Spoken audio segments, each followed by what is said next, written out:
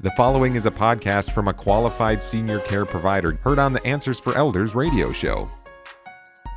And welcome back, everyone, to Answers for Elders Radio Network. And we are here with Kristen Christian, who is the founder of a national franchise network of an amazing organization called Be Organized, and it's beeorganized.com for each and every one of you that's interested. And Be Organized is in 17 different areas in the USA. And if you go on to Answers for Elders Facebook page, you can see all the cities where they're located. And I think there's a lot of corresponding cities where we do the show that you guys have a presence there. So Kristen, I'm so honored that you're here because talking about this stuff, it's springtime, right? Mm-hmm. And you said something that really piqued my interest. And there's a number one rule of getting and staying organized. So Kristen, tell me about that. Well, it's really, really simple, but it's not that easy. The number one rule of getting and staying organized is simply put, own less. Remember, we're the consumers. We've got these big old houses. We're filling them with things and stuff. And so owning less. And if we don't minimize the amount of belongings that we have, we're just moving things around. And so again, going back of really encouraging people when they're making a transition, when they're downsizing, to be a gatekeeper for your next chapter, to make sure that you're only bringing what you like, love, need, and use. And so how do you own less? It's, again, really simple, not easy, but you go through what we call the power purge. And it is really just asking yourself 3 basic questions about every single item. And it sounds really tedious, but it goes faster as you begin and get going. And the first question is, do I like this item? Really simple. Do I like this item? If you don't like this item, then it needs to go, right? Do I use this item? If you're not going to use this item now or in the very near future, and by near future, I mean in the next year, go through all the seasons, the holidays, if you're not going to use it. And then, is this item valuable or irreplaceable? And if it's valuable from a monetary standpoint, but you don't like it and you're not going to use it, you probably need to go.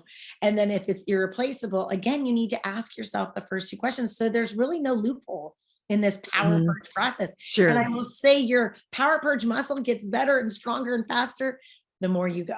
Yeah.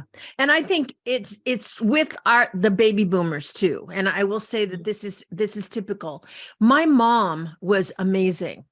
She never bought anything without taking something out. It was just her. She would buy something at a grocery store and it was, what's the next thing I'm going to get rid of?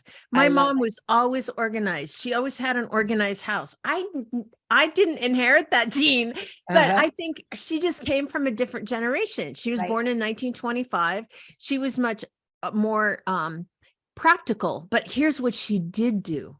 Because she came from that era, she had every cottage cheese container stacked up and all this crap that we don't have. Again, we buy this stuff.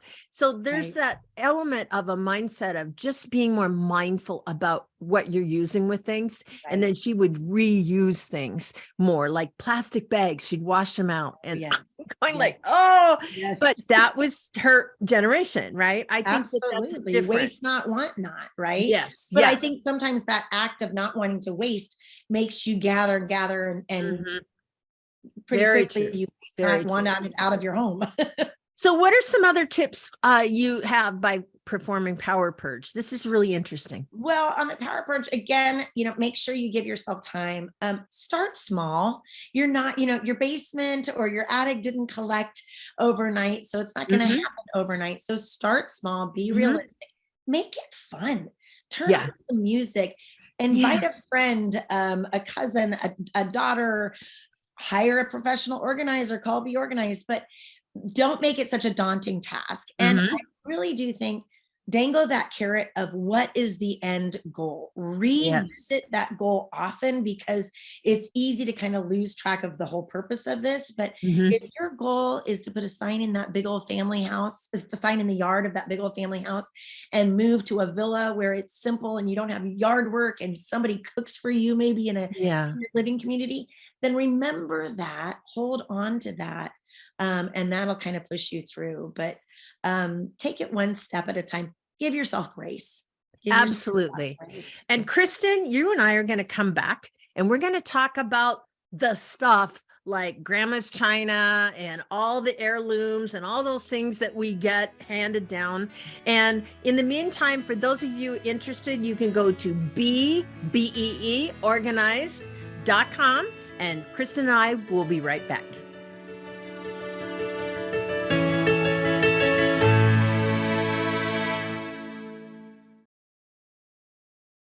We at Answers for Elders thank you for listening. Did you know that you can discover hundreds of podcasts in our library on senior care? So visit our website and discover our decision guides that will help you also navigate decision making. Find us at answersforelders.com.